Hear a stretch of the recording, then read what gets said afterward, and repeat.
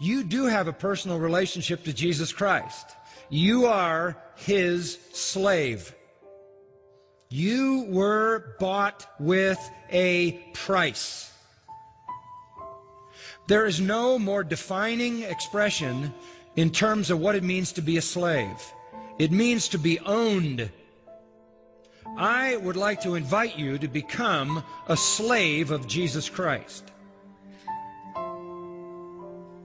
I would like to invite you to give up your independence. Give up your freedom. Submit yourself to an alien will. Abandon all your rights.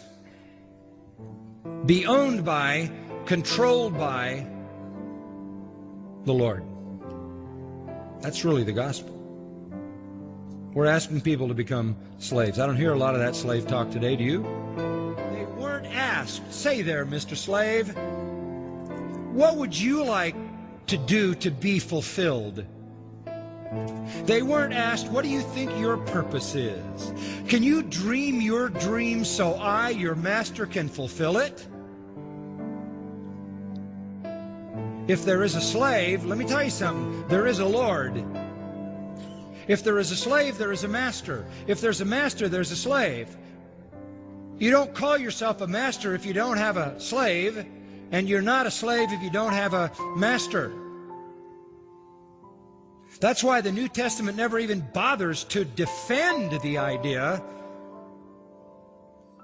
as it were, of whether or not when you come to Christ, He is your Lord. That is patently obvious. When you confess Jesus as Lord, you are at the same time confessing yourself as slave.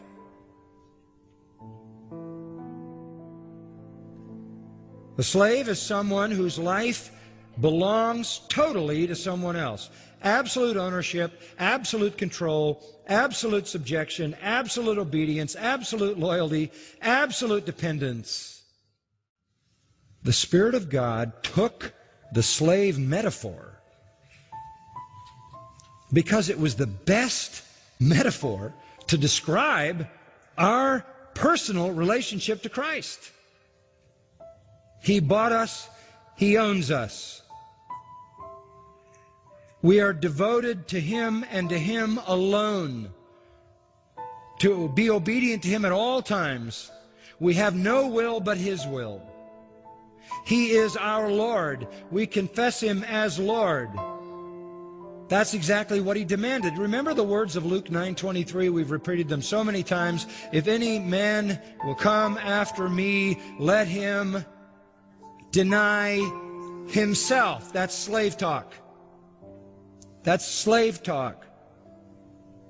Take up his cross and follow me. It's the end of you. The end of your life. You're finished. It's over. You're done. You are now the slave of Jesus Christ. Being a slave to Jesus Christ is beyond any kind of slavery that anybody ever knew, because this master, listen to this one, makes us sons and gives us all the rights of His own sons. He adopts us into His family, calls us joint heirs with Christ, takes us to heaven,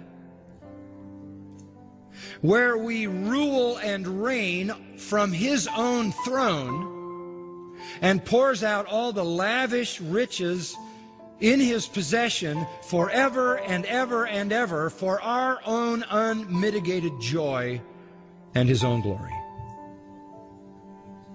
Who wouldn't want to be a slave under that master?